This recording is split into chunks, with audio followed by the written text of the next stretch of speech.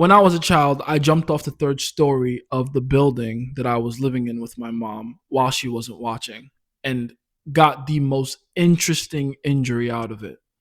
Now, I'm going to tell you the story, but before I do, I need to tell you what you're about to get into. I need to give you an outline for the rest of this video. First, I'm going to tell you this story in two different ways. So I'll tell you one version of the story and then the other version of the story. They're going to be both factual, both accurate. In fact, they're going to be the same. But I'm going to go about telling you the same story in two different ways. Secondly, after I'm done telling you the story twice, essentially, I'm going to make a very important statement. I'm going to point something out to you about the difference in how I told the story. And then thirdly, and this is the most important part, I'm going to ask you a question after telling you the story in two different ways and then making that statement. But I need you to make sure that you pay attention to the question I ask and answer that question honestly to yourself, as honestly as you can. Okay? If you're ready for all of this and you're ready to go through this journey with me, then let's begin.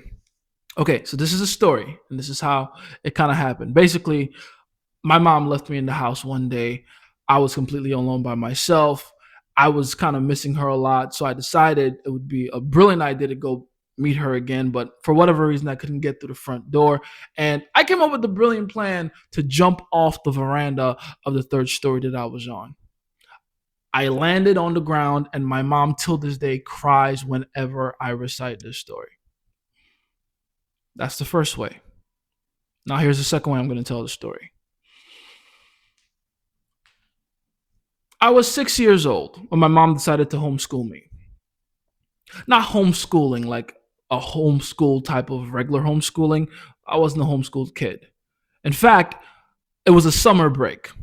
And the whole reason my mom was homeschooling me essentially was because I hadn't done too well in school the term before. You see, I grew up in Nigeria in a very strict academia focused home, right? My dad at this point was already away in Europe, and that's kind of how we lived. I was back in Nigeria with my mom. My dad was in Europe. He would send us money every so often. That was how we kind of survived. So it was my mom pretty much raising me by herself. I was an only child. And my mom was very particular that I did well in school. A lot more than most other Nigerian parents, to be completely honest. In fact, I was pretty much done with high school by the time I was 16, or 15, but who's counting? And I digress. The point is, I hadn't done too well in school in the previous term. So my mom decided for the next 3 months, that entire summer break, she was going to turn herself into my own personal home tutor. I would have very limited playtime, very limited time with my friends or anything like that. And she would just put me through her own personal curriculum to help me, in her mind, catch up to where I'm supposed to be, which was the best in class, which I had fallen short by like 2 positions. I came in third that year or something like that. So it was during this summer break that we got a phone call on our landline. Mind you, I'm 6 years old. This was the early 2000s. In fact, it was 2001, if I'm not mistaken. And back in Nigeria at that time, mobile phones weren't the most popular thing. In fact, they hadn't really hit the continent quite yet. Everyone had landlines, and landlines were relatively expensive. So the way it worked was everyone kind of shared the same landline. Everyone in the same house would share the same landline. And that included houses with apartments. You see, I and my mom lived at the time in a condo of sorts, not because we were necessarily rich, but because my auntie and her husband owned that particular building. And she appointed my mom, her little sister, as the caretaker of the building. That was my mom's job. That was what she did. She would take care of the building. She would, be a liaison of sorts between her sister, the actual landlord, and the tenants. And so the tenants had only one phone number you could reach them with, which was the landline in the condo of the house. That was kind of how it worked. Every time a phone came in, my mom would answer it, who you want to speak to, what apartment number. She would put them on hold for about 10 minutes, go downstairs, grab that neighbor, and that was kind of how things went, right? That was how we received phone calls at the time. So on this particular day, again, summer break, I'm slaving away at some I think it was an essay my mom tried to make me write or something like that. It was English related. She was very particular about how I wrote essays and poems and letters. My mom is very strict when it comes to language, if you can't tell. And she gave me this little assignment. I was doing it. The phone rings. She goes to answer the phone. It's a call for one of our neighbors downstairs. In fact, I remember him. His name was, I used to call him Uncle Steve. He was a pretty cool guy, glasses, very cool individual. Was always nice to me. Always brought like cookies and stuff whenever he saw me. And my mom said, okay, cool. I'm going to go downstairs to grab him. Now, usually, whenever she did that, there was always someone else in the house. We kind of shared this condo with another set of people. Think of them like almost roommates, but a lot older and a lot more well to do, if anything. But these people, again, it was a summer break, so it was summer vacation. They had gone on vacation. They weren't there. It was just me and my mom in this entire house, in this entire upper floor of this building. So my mom kind of did the little math in her head and decided it would be too much stress to go downstairs with me and bring me back upstairs with her. So the best idea she could come up with at the time was leave me in the house and lock me inside the house, but not from the outside. She would get me to do it because you see, the key to the front door was always inside, inserted into the door from the inside, right? No one ever really moved the key in and out. It was kind of there the entire time. In fact, I think it was stuck, and that's important for the rest of the story. So my mom goes, okay, cool. Come to the front door with me. Here's what's going to happen. I'm going to go through this door. You're going to lock it behind me. You're going to turn it twice clockwise. And then when I come back and give you the special knock, you're going to open the door by turning the key in the knob twice anti-clockwise, right? Obviously, I was 6 years old. It took quite a few repetitions and practice for me to get the instruction down, but I got it, right? Very simple. Wait for mom to leave, twist twice, wait for her to come back, twist twice again, and then I'll let my mom and our neighbor back in. Now, her entire thing was that she wanted to leave me upstairs so I could keep doing my little, I think it was essay I was writing or whatever, a formal letter that I was practicing.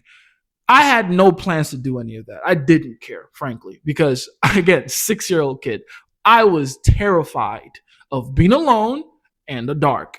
And those were the two things I was being faced with while my mom was away. There's no way I'm writing anything. Are you kidding me? I'm stuck to that front door like glue. And I definitely was, right? My mom was gone for what felt like forever. But eventually she came back, and she came back with the neighbor, and I could hear their familiar voices, and I was elated, right? It really did feel like forever. I was hearing noises. I was, paying attention to the tiniest thing. When you're alone in the dark as a kid, all of a sudden you start noticing things you're not supposed to notice, like that weird dripping of the leaking tap in that one room in the corner. Like, very terrifying as a 6-year-old, right? So it was time for me to do the thing. My mom came back. There goes the signal, and it was time for me to open the door. And so I did. It was just one tiny little problem. I would twist the key twice, again, anti-clockwise, but it wouldn't open the door. I would try to push the knob down, pull it towards me. Wasn't working. I would try again a bunch of times. The door just felt like it wasn't opening up. I didn't know what to do, so I told my mom what was going on, and she was like, okay, fine, relax. Just remove the key from the door and then pass it underneath the door. There was like this much space between the floor and the door itself, the front door. So I just needed to, pass it down there. And I was like, okay, cool. I pulled the key out, which took forever, mind you. It turns out the key had been in there so long, there was like rust around it, and it was like barely coming out. But I figured it out. I pulled it out. And then get this. While I'm trying to push the entire bunch of keys, and there was a bunch of keys, underneath that space between the front door and the floor, the key ring that holds all those keys together shatters into a million pieces. Again, had been there so long, had so rusted and deteriorated, It could even barely hold the keys up. So the keys just went everywhere. I could hear the keys spilling into, the floor on beneath me, the floor on their side, and even some going down the stairs. Because you see, my mom had to go downstairs 3 floors to go get the neighbor, and so it was like a stairwell she had to go through to get back upstairs. And you could hear keys just clink, clink, clink, clink, clink, going all the way down the fucking stairwell. It was frustrating, but it wasn't just frustrating. Again, don't forget the situation here. 6 years old, terrified of the dark, terrified to be alone, terrified to be away from the one adult supervision that I've known all my life and I trust the most, my mother. Again, we're talking about a kid here that was genuinely terrified whenever Michael Jackson turned into the Beast in the Thriller music video, or that one weird scene where Scar would jump down to start his musical number in the Lion King movie. For whatever reason, that moment where he would like slowly crawl towards the camera while he was singing, it terrified me. I would run behind the couch every single time. So this was not a good situation for me. I was devastated. Like, I'm panicking. I believe that must have been, if anything, my first and last anxiety attack. I was devastated. So I began to frantically look for the key. Where is the key? Where is the key? I must have spent maybe 2 minutes looking for that key, and then I gave up. I ran into the living room, which again wasn't too far away from the front door, but I ran into the living room just like putting my hand on my head, like, what am I going to do? What's going on? And that's when something strange began to happen. Till this day, I don't even know how to describe this, and I don't blame anyone for not believing me when I say this part. But I began to see mysterious stick-like figures, but only at the corner of my eyes. I never saw any of them directly. Whenever I tried to look directly at them, they would all just kind of go right back to my peripherals. But it was like tall, lanky, dark, shadowy figures gyrating around me. And as much as I didn't want to believe my eyes, I couldn't deny my ears because I could hear them laughing at me. I was beyond terrified. I was, whoa. I don't think I've ever felt fear like that ever again in my life. If anything, that entire experience scared the fear out of me in a way. And that's when I came up with the brilliant idea. I was going to use the veranda facing out into the street to jump off, land on the ground, and be as close to my mom as possible again. Because as far as I was concerned, as a 6-year-old, she was the only one that could make sense of this and make me feel safe again. I remember running into the guest room to grab a roll of toilet paper from the guest bathroom. Till this day, don't understand the logic why I did it. Don't know. Couldn't tell you. But that's what I did. I took my toilet paper roll. I placed it on the rail, the guardrail of the veranda. And then I climbed onto it. And I'm looking down at the ground. I remember that moment. I also remember vividly, there were many neighbors, right? Because in Nigeria, every home is fenced and gated, right? But from high enough, you could kind of see other people anyway. And I could hear my neighbors from other houses screaming at me and going, get down, get down. I could hear that vividly, right? It was the roaring of 100 different people going, hey! And it's Nigeria. Nigerians are fucking dramatic, right? So it's like, hey, no drama, hey, this picky one jump, hey. It was dramatic. It was as dramatic as you can imagine a place full of Africans can be, right? But as much as I could register what I was hearing around me, I didn't pay attention to any of it. I didn't care. All I had on my mind was that I wanted to see my mother again. So I jumped. Here's the craziest part about this story. I felt the impact and I heard the big thud of when a body crashes to the ground. When I slowly opened my eyes, I realized I was looking directly at my front gate, the major gate to the compound. And then I looked down. Holy shit, I landed on my feet. I actually pulled it off. I landed on my feet. And I looked down at my shirt. I had a white shirt on that I got from my auntie. Rest in peace, Aunt Stella. But she had gifted me this shirt. My aunt at the time lived in London, and she would send me clothes as gifts. She was essentially my second mom. But she sent me this particular shirt that was an American flag. It's kind of swiping across the shirt like this with inverse color. So it wasn't red, white, and blue in the regular way. It was uh, black and white stripes, and then red and white for the stars. So the stars were red and white. And I remember looking down at my shirt, my weirdly inverse American flag, and I'm like, oh, this is all good. I'm safe. I'm happy. My legs don't feel bad. Everything feels normal. But then I noticed my red stars on my shirt. There's like a few more than I remember there being, right? And even weirder, there were some that were like connected. I'm like, weren't these all separate? What the fuck? And just as I'm examining that, I see it. A drop of blood coming from what I assume to be my chin on my shirt. And after that moment, for whatever reason, it's almost like I remembered I was 6 years old, and I began to just cry hysterically. Cry. It was so interesting, but I began to cry. My mom and the neighbor had run downstairs from all the commotion they could hear outside. And when my mom saw me, she essentially went crazy. She went hysterical. She grabbed me, she carried me outside.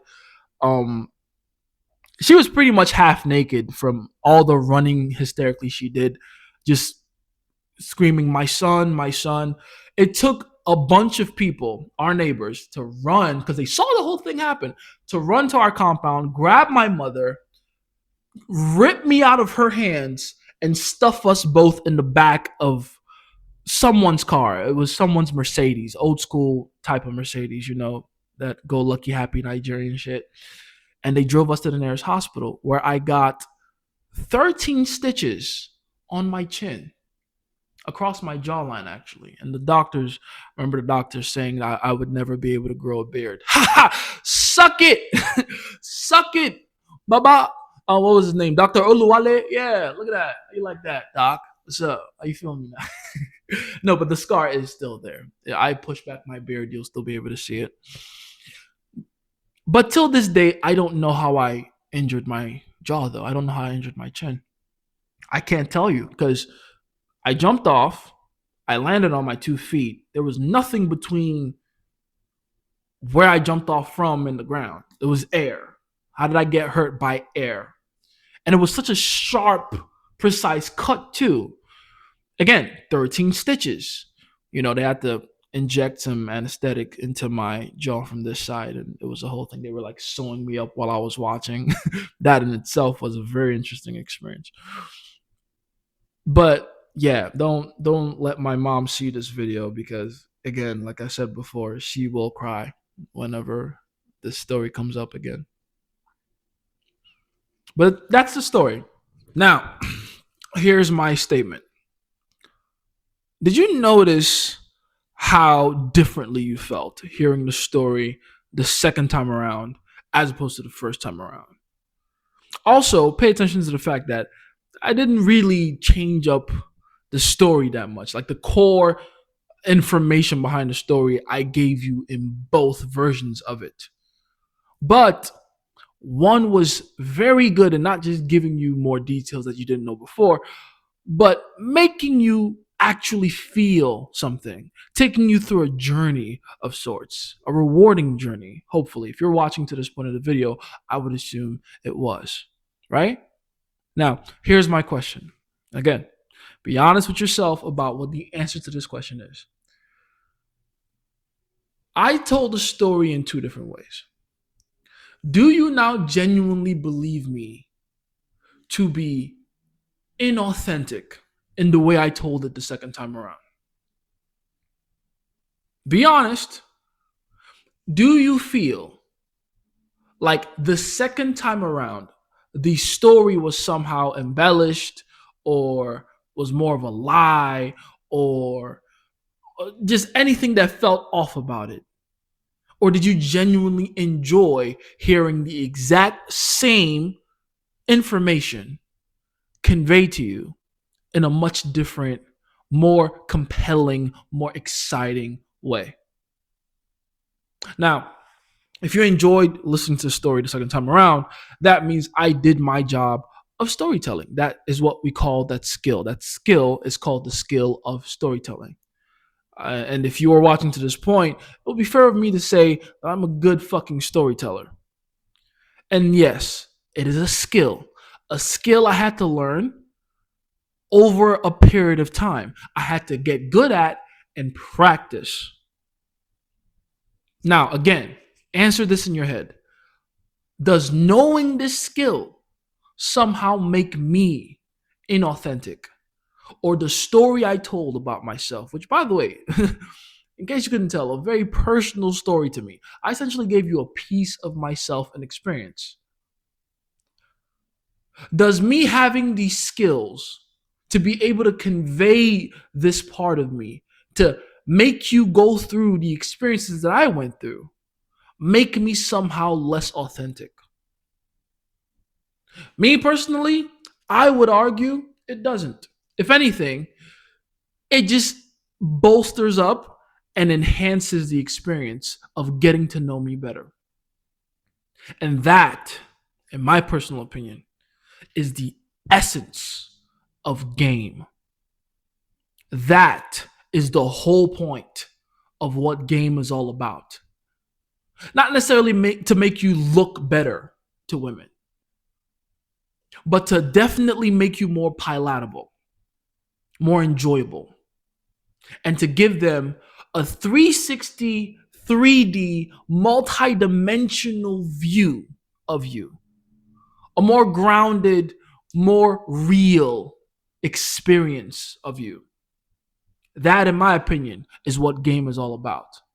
And yet, despite that and how useful that is, there are some people that would genuinely look at what I just did and label it inauthentic or not real or not being yourself because they have decided, for whatever reason, to believe in a very tiny but devastating misconception about what game is, how it works, and what it's used for.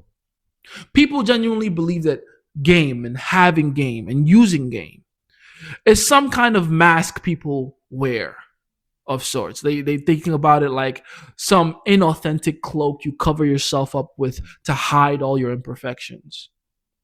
I would argue that game is the ultimate tool for self-discovery and for helping others discover you. It's just done in a more interesting, more magnetic, more compelling way.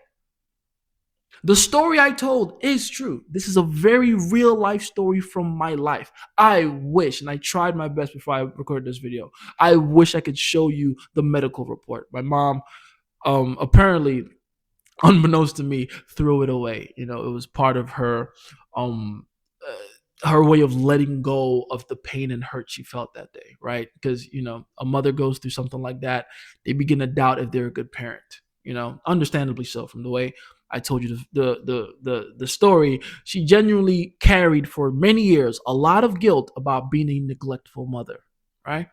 So I didn't know and I didn't realize that she had thrown away the medical report as a ritual of sorts to rid herself of the guilt, right? I would have loved for her to hold on to the guilt a little longer, though, so I could have proof of what I'm saying. But regardless, it's a real story from my life. It happened. There were a lot of tears involved, a lot of pain. And my dad was terrified when he heard the story. He was on the phone with me for about 3 hours, which back in the day was very expensive. Definitely didn't have the money to do that, but it's a real part of myself I gave you. I just happen to have the skills to do it, to have done it in an exciting way. That's what game is. It doesn't make me any less authentic. It doesn't make the story any less true. It just means that now you understand me on a deeper level in a way that you would have never had the opportunity to if I didn't give you that piece of myself the way I did. So the next time you're talking to a girl and you have that dilemma in your head as to whether you turn on the game or be yourself, and you're thinking about it as two different versions of you or two different aspects of you, two different kinds of you, or the unmasked and masked version of you, I want you to remember something very important. And that is the fact that having a skill doesn't negate your authenticity. Just because you have the skill and ability to convey yourself better than most men on this planet ever will be able to, doesn't make you fake. If anything, it makes you more real to the people that you present yourself to than anyone they've ever met. You truly become unforgettable, emotionally and psychologically impactful, and just a straight up fucking badass. So please, don't think of game as this weird cover for hiding your imperfections. Think of game as the ultimate tool for showing people how okay you are with them. It's from Jason Favorite Scientist. Do with all this information what you must.